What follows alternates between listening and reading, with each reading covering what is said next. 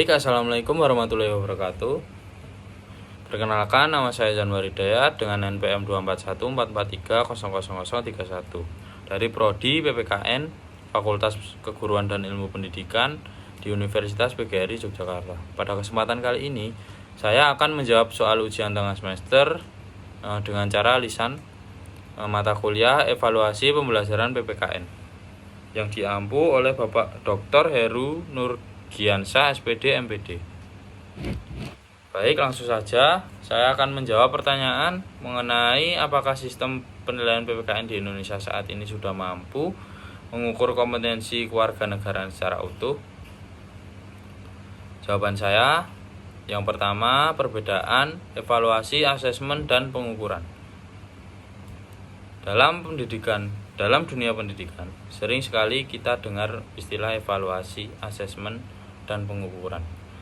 Ketiga istilah ini sebenarnya saling berkaitan, tetapi memiliki arti yang berbeda. Yang pertama, pengukuran. Pengukuran adalah proses pemberian angka terhadap hasil belajar siswa. Misalnya nilai ulangan 80 atau 90. Asesmen yang selanjutnya adalah asesmen. Asesmen adalah proses pengumpulan informasi tentang kemampuan siswa, baik melalui tes, tugas, maupun observasi. Selanjutnya, evaluasi. Evaluasi adalah proses penilaian secara keseluruhan apakah pembelajaran sudah berhasil atau belum.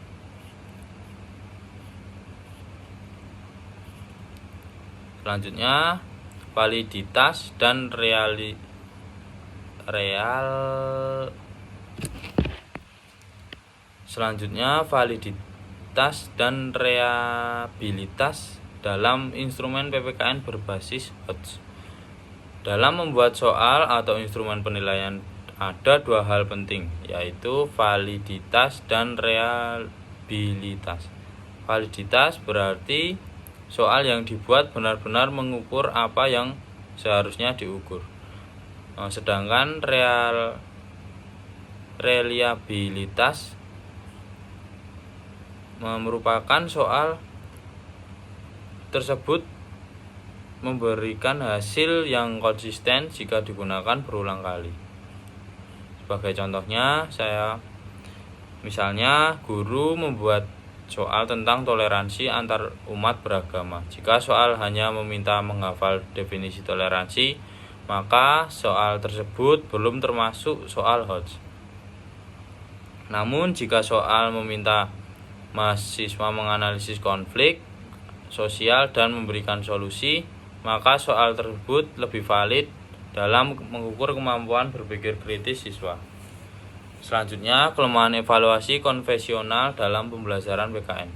Jadi selama ini evaluasi dalam pembelajaran PKN masih banyak menggunakan metode konvensional, yaitu hanya mengandalkan tes tertulis. Padahal pembelajaran PKN ini tidak hanya mengambil dari nilai pengetahuan, tetapi juga nilai sikap dan perilaku siswa dalam kehidupan masyarakat sehari-hari.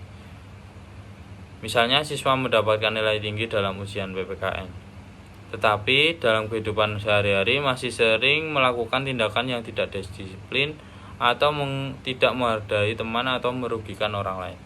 Hal ini menunjukkan bahwa penilaian dari tes belum tentu menggambarkan karakter siswa tersebut secara utuh.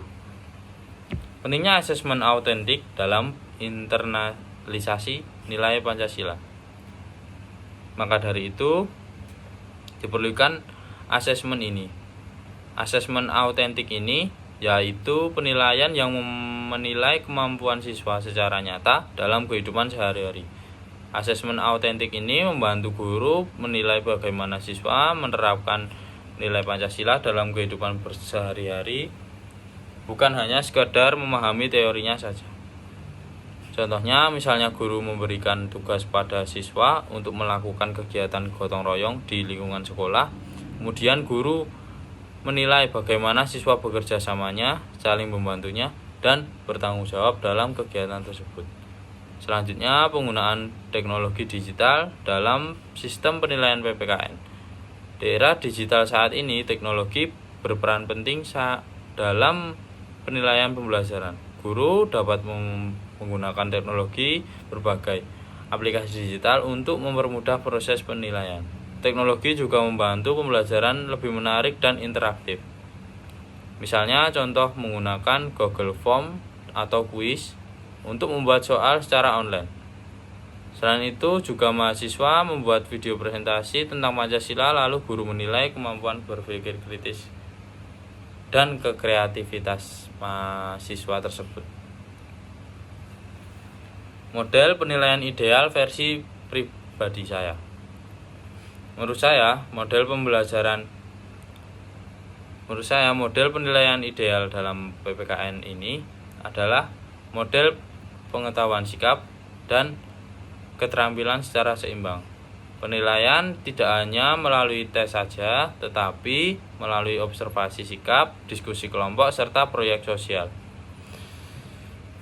Contoh penerapan tersebut adalah, misalnya dalam materi demokrasi, guru dapat memberikan tes tertulis untuk mengukur pemahaman teori demokrasi. Selanjutnya, diskusi kelompok untuk melihat kemampuan bekerja samanya seorang siswa tersebut. Selanjutnya, proyek simulasi pemilu untuk menilai keterampilan politik demokrasi. Dengan model seperti ini, siswa tidak hanya memahami teori saja, tapi juga mampu menerapkannya dalam kehidupan nyata. Dengan demikian, sistem penilaian PPKN di Indonesia sebenarnya sudah berkembang, namun masih perlu ditingkatkan agar mampu mengukur kompetensi kewarganegaraan secara utuh, baik dari segi pengetahuan, sikap, maupun keterampilan. Oleh karena itu, penggunaan asesmen autentik dan teknologi digital sangat penting untuk membangun pembelajaran PKN yang lebih efektif dan bermakna. Sekian dari saya. Wassalamualaikum warahmatullahi wabarakatuh.